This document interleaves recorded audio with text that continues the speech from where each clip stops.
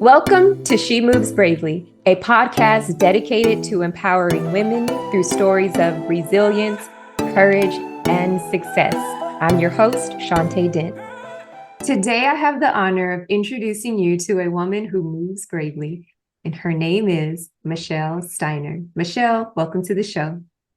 Oh, thank you so much for having me. I certainly appreciate it. I am inspired and I deeply admire you for the journey and those steps, those brave moves, those brave steps that you've taken. Let's share with the audience your incredible journey, what you've overcome, how you overcame it, and what you're doing today. Sure. Well, my name is Michelle Steiner. I live in Pennsylvania with my husband, Ron, and our two cats, Jack and Sparrow. And I work as a paraeducator in a school with students who have disabilities and some who just need a little extra help. And I'm also a disability writer, speaker, and photographer. I have a blog called Michelle's Mission where I write about life with a learning disability. And I also feature my photography on the store. And I have a learning disability myself. My journey with having a learning disability began when I was in kindergarten. That is when I was officially diagnosed. I had a preschool teacher who thought some things were going on, but they really didn't have the knowledge that they did and a lot of the resources we do. So I went to kindergarten, and my kindergarten teacher noticed right away I was really struggling with things such as tying my shoes and counting. And I can also remember visual perception was hard. They would give me dot to dot pages and I would do them. I thought, oh, I did a great job. And well, no, it wasn't right. And I also struggled socially. I was an only child for 13 years. So I spent a lot of time with adults. And it was also really for my parents, they didn't have a lot to base on child development because I was their first. So they didn't know what was typical at that age. So my teacher recommended that I get tested for having a learning disability. And that was the first label that I had placed on me. And during that time, they didn't have specific learning disabilities other than dyslexia. They knew I wasn't going to be a mathematician at that age. We knew math was always going to be a struggle when I was young. And I can remember I had to repeat kindergarten the following year in a different school. And I began to receive specialty instruction and accommodations. And one of the hardest things at that age was I wanted to learn just like the other students did. And that was hard for me. Everything seemed like it was really difficult socially and academically.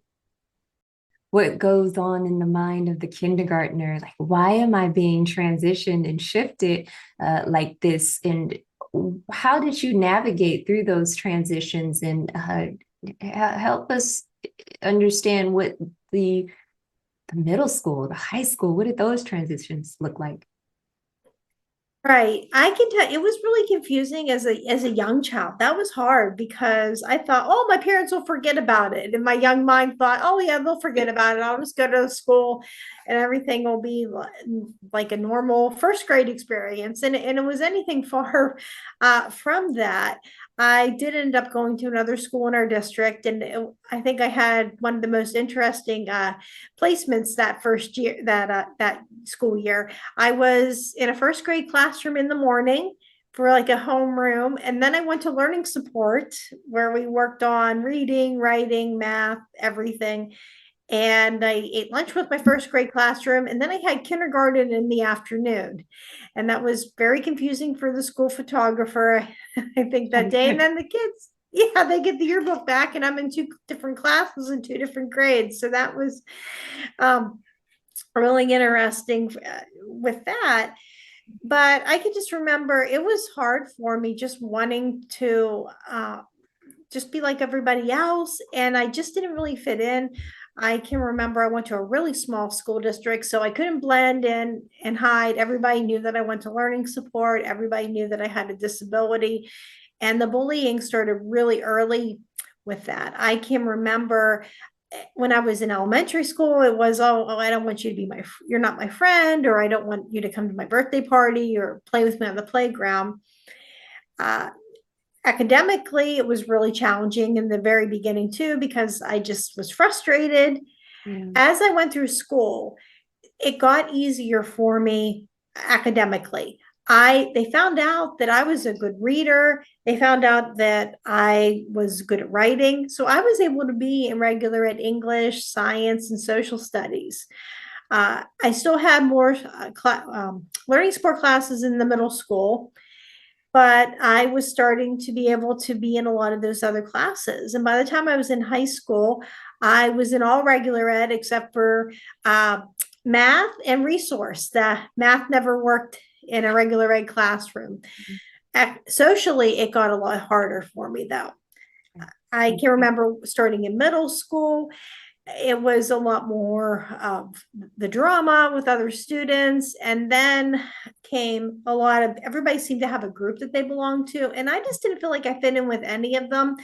And the bullying really intensified at that point. I had people saying, that they didn't want me to sit with them at lunch, or they had it where they didn't like me, and it got really intensified as that came on. I mean, there was a lot, sometimes even threats, and it was not a really fun experience for me. And I just remember wondering, oh, am I ever going to find who my people are, or who I'm supposed to hang out with? And what really helped me though was I found a group of teenagers that were in a faith-based art group that was just right outside of our school district, and nobody there knew me. I was able to start fresh. I didn't have that reputation of being the outcast. And I found acceptance with a lot of these people. And I got that chance to express myself. I can remember I wrote on their newsletter and did acting and some other really fun community service projects. And then I found other people that had disabilities after I talked about having one. And after that group stopped meeting, I found another group in our community. It was an adult writing group. And these people were a few years older than I was, but we had the same interest, which was writing. And they got to see me grow as a writer and as a person. And 20 some years later, we still have a writing group that meets once a month, and we're involved in each other's lives. So that made it so much easier when I had to go to school, and just people weren't always that nice. And I thought, well, I know what it's like to be accepted and to be loved, and it didn't matter as much. So that was one of those things that really helped with a lot of the social transitions. Michelle, that's a journey, and I'm happy to hear about the adjustment that transpired where you all, I'm sure the team, you included, your parents, the educators were able to identify and hone in that it's not, a disability across the board. There might be additional assistance in this particular area, but let's leverage and highlight the strengths, the reading, the other areas, the writing. I'm happy to hear that. And, I think about when you share about bullying, and we know from years and years ago up until today, it's a consistent issue where we're trying to, navigate the bullying in schools. And I can imagine the heartbreak that comes along with it. And I, of course, admire that you kept going and you sought out. That's where, as people say, that's where the magic begins. You sought out a community. Where can I be accepted? Where can I get involved? And to me, those are the pivotal moments, because we never want to deny, our reality. You were facing some obstacles that for many people can be discouraging to the point of, I give up. I'll never fit in. I'll never be as good as. And we're not going to assume you didn't have those questions. I mean, you mentioned you were looking for that. Yeah. When will I find my people? And you had the questions, and then Yeah. you took action. Exactly. And that is one of the things that I knew that I wanted to be able to find. And I did take that action. And that has been something in my life that I've had to do socially, but I've also had to do it in a lot of other areas of my life as well. Um, it's just that is so important. I mean, because another really big thing that I had to do with taking that action is I knew that I wanted to go to college, but I was afraid because I didn't know if I could handle it. And a lot of other people didn't think I could either. But I knew that that was the right thing. I had a learning support teacher that told me that she didn't think I could go to college because of it. Mhm. And she recommended a trade school, and nothing there interested me. Okay. And I knew that and luckily I did have a student teacher that encouraged me and said, you can go on to college because you know how to study. I love And yeah, and it was because of those things that helped me to reach out and see what was out there. and this is the power of community, that the writing group that you met with, I'm just Uh-huh. rewinding, you still Yeah, connect with those individuals. You I said do. 20 plus Mhm. years later. Yeah, we've been in each other's weddings. We've done graduations. We've done, Mm. just a lot of things. Yeah, so clearly, Michelle, you found your people. This is great. Yes, I In have. your writing group. Now, okay, so college. So this is big deal. You have the desire to attend college. You even had an educator telling you, no, don't go that route. But here it is Hmm. again. You chose to go with your heart's desire, and you attended college, which is a huge celebration when you consider the labels that were put Hmm. on you. And not, and you didn't just attend and tap into it and try it out. You finished. You earned that degree. Yes, and that was a journey in itself. I also had a psychiatrist who didn't think I could go to college too, and said, "Oh, you're not going to go beyond community." And when I got there, the journey began because I had to go in and definitely use accommodations. But then when I got to college, there was a big stigma around using them, and I didn't do that. And my grades dropped. And I also had another professor that told me that I was going to have limited job choices. But despite all of that, I still went forward with it. And eventually I used the accommodations, and it helped me to be able to pass and to be able to get through school and get my associate's degree. And that really was amazing moving forward. I was living on my own, which was really good because I'm not able to drive because of my disability. And I was able to take the bus or walk to where I needed to go. I had my own my first apartment. And I also was working in some temp jobs, and life was good for a while. I was enjoying the independence, but always wanted more for myself. And I guess be careful what you wish for because my job was downsizing and financially I had to move back in with my parents. And when I did that, I thought this is the time to give university a try. Yeah. And once again, I had to research, see what programs were out there. And I found one that I liked that had the least amount of math and science possible and had disability accommodations. And after that maturity that I went through, I knew, okay, I'm going to use these accommodations. And I know there's going to be a stigma, but I really didn't care. I went out and I advocated for myself. I had a note taker, I had extended test time, and my experience was so much better. I made dean's list for a semester, my grades improved, and I was able to graduate with a bachelor's degree despite being told I couldn't do it. Incredible. You finished strong, Michelle. Now, I'm Thank you. wondering, how did you cope when you had those seasons of feeling lonely, when you heard the discouraging words, when those challenges were hitting you and you knew I'll reach my goal. I might have Mhm. to go about it a little different than everybody else. What drove you? What kept you in that position to say, I'm not going to let this stop me. I'm going to reach my goal. I will take another step. I think a lot of it was support from my family. And I think friends were a huge influence on that too, because the ones in my writing group couldn't fix my disability. They couldn't give you the magic cure, but what they could do is they could be a friend to me. Yeah. And just to make me laugh, or sometimes we would just go out and have fun and we got a chance to talk about things.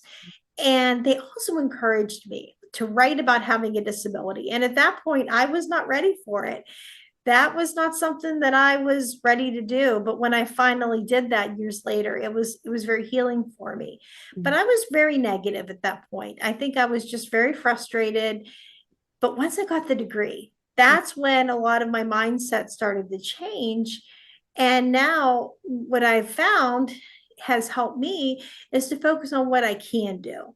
If I focus on not being able to do math or not being able to drive or just all the things that really give me a great deal of difficulty, then I'm really sad. But if I focus on what I can do and find ways to encourage others, that really makes me happy and more positive. So I try to focus on what is in my control rather than what isn't. Focus on what you can do. That's a golden nugget. If you're taking notes, you want to write that one down. Focus on what you can do. When I think about this overall concept of moving bravely, I know that we can stifle our growth, Mhm. minimize our potential. We can put ourselves in a box because we can assume that moving bravely has to look a certain way. And I'm embracing, and I'm hoping our audience will embrace your mindset of focusing on what you can do, focus on what you can control. And you might be in a season where you feel like I can only control a little. I can only do a little. I can only take half step. Not even ready to take a huge step. I can't run. I'm definitely not in a position to leap, but I can take a Mhm. half of a step. Yep. Take that half step. Take that half step. Yes. Now, your friends encouraged you.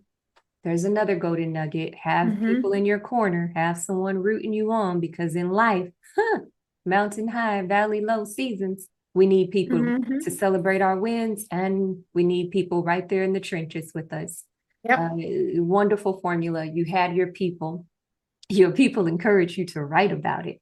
Now, and Yes. we know that eventually you did, but when did that transition? You decided, I am ready to write about my disability. That came a few years ago. It had to be about maybe 6 or 7 years ago. It was right after we got married and we bought our first house, a few years into our marriage. And unlocking doors is really hard for me, or unlocking them with my hand dexterity. And they didn't find that out till I was an adult, but then the light bulb went off on why certain things were hard. And there was a prompt on the Mighty, which is a site for people with disabilities to be able to connect through writing and just a lot of education. And one of the prompts that they had was write about a seemingly easy task for other people that is really difficult for you with your disability. And I was just so frustrated. I decided I'm going to write about that. Yeah. And when they said they were going to publish it, I was so happy. And then I was excited whenever it finally got published. And I had more people that were coming to me saying, that's my story, Look or at that's that. something I struggle with. And that just encouraged me to write more and get more articles published on the Mighty and some other places.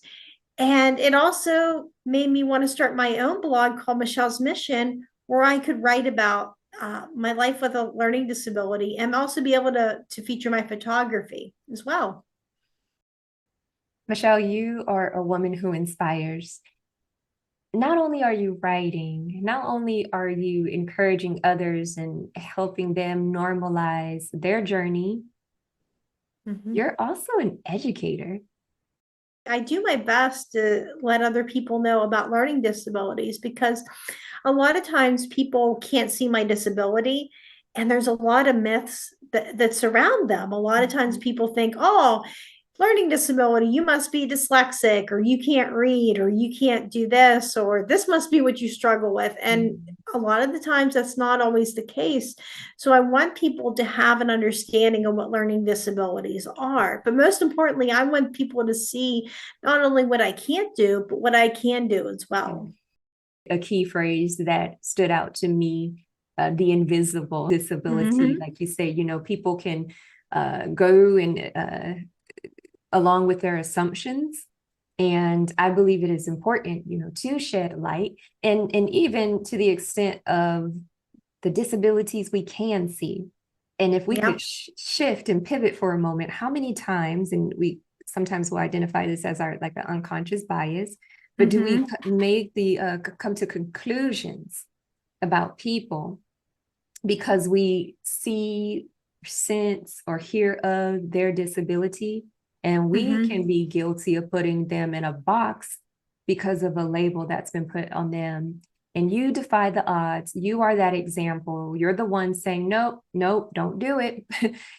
We might have a disability, but don't limit us. Don't limit me. And so it's courageous of you to go beyond yourself. You're reaching your goals, you're moving forward in your life, and you ensure that you're educating individuals. Michelle, what else are you doing today? What does your life look like now? Today, I work in a school with students with disabilities as a teacher's aide or a paraeducator. And a lot of my students have learning disabilities. Some of them have ADHD, some of them have autism. And I'm in a general ed classrooms where I get a chance to help them with a lot of the work. All the kids know, do not ask me for help with math, or they'll soon learn I cannot help with math. I'm really great with the reading, but sometimes I go beyond just reading a test or the coursework. Sometimes I will often share with students how to advocate for themselves. A lot of times, it's like hearing a recording of myself at that age. I hate my disability. I wish I didn't have it. I feel like I'm stupid. And I get that chance to tell them that they're not stupid. Their brain is just wired differently, and to really work on how to speak up for themselves. Because for a lot of them, their disability isn't going to go away, and they need to know how to do this whenever they leave. And I also have my blog where I write and about my disability, and have my photography, and just just trying to help as many people as I possibly can. Yeah. Those students are blessed to have you, Michelle. And you said it, you can see in them your younger self. You remember when you were in that grade and that stage and the thoughts. And so what a blessing for you to teach and inspire those students to speak and advocate for themselves and find their lane and continue to strive to accomplish their goals. It just warms my heart, Michelle. I can only imagine what it's like when students are able to connect with Miss Michelle, the one who's not just stopping at teaching the reading and the writing. You're pouring into their future. And I love that you are positioned to do just that, because I think about the educators that you mentioned who were not for you. They couldn't see the potential, and we don't blame folks for that. Some people just don't know, but what a wonderful privilege for students to cross paths with you. You're not going to be that educator that limits them. What a wonderful blessing. Yeah. Thank you. So Michelle, yeah, you're welcome. How can individuals get in touch with you? Again, you're inspiring me. I know you're inspiring others, and just hearing more about your journey, your blogs. How can individuals connect with you? You can find me at my blog, michellesmission.net, and I'm on Facebook and Instagram as well. Love it. Well, we will have Michelle's contact information in the show notes. Michelle, thank you for moving bravely then. Thank you for moving bravely now, because I believe you've locked into this truth that it's about you and it's beyond you.